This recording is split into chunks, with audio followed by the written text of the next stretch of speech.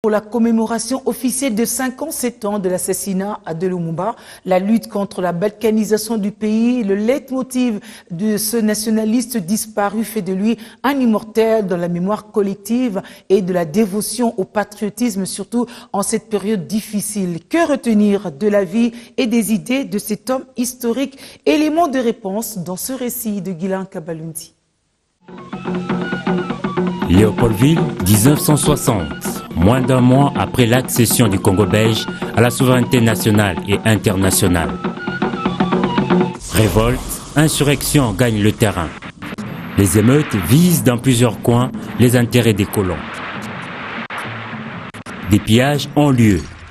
Des femmes européennes sont violentées. Immense défi à relever pour Patrice Emery Lumumba, Premier ministre, et sa jeune équipe gouvernementale.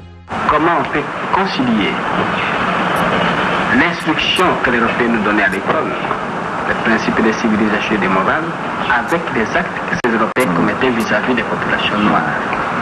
Et c'est en faisant cette observation au jour le jour, à comparer les principes qu'on nous enseignait, les actes que ceux qui nous enseignaient commettaient.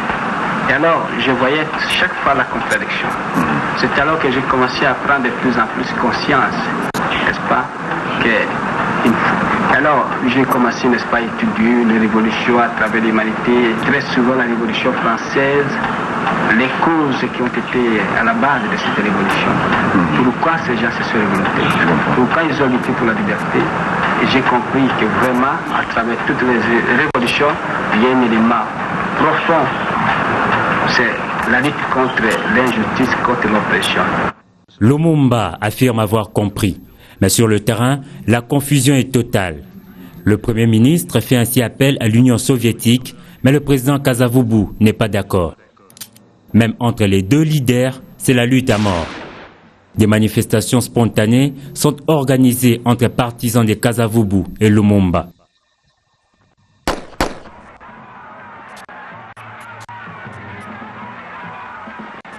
De ces bras de fer, c'est Lumumba qui sera vaincu. Défaite dont les origines remontent, selon de nombreux observateurs, au 30 juin 1960, lors de la cérémonie d'accession à l'indépendance du pays. Son discours inattendu, virulent, dénonçant les abus de la politique coloniale belge depuis 1885, sonne le glas pour le Premier ministre du Congo indépendant.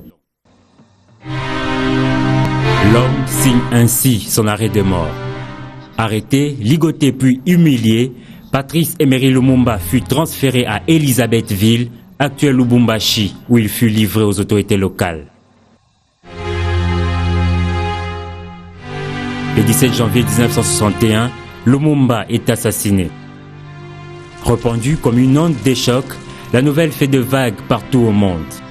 Au pays, l'heure est à la chasse aux sorciers. Et le roi et empereur du Sud, Kasai, se retrouve au banc des accusés. Ils ont mis dans ma bouche toutes sortes de calomnies, dont notamment ce crime affreux, non seulement de tuer des hommes, mais également de s'en faire de repas. C'est une bêtise, devant laquelle je n'ai pas peur et le front haut, j'attends mes contradicteurs. Aux Nations Unies, les délégués du Congo protestent et accusent la Belgique. Il s'agirait de mettre fin à l'action agressive des troupes belges au Congo. Mais, Monsieur Kanza, croyez-vous que si nous avions préparé des complots ou des agressions, nous aurions été de tels traîtres et de tels gens sans honneur vis-à-vis de nos femmes, de nos filles, de nos fillettes, pour les laisser dans un enfer pareil?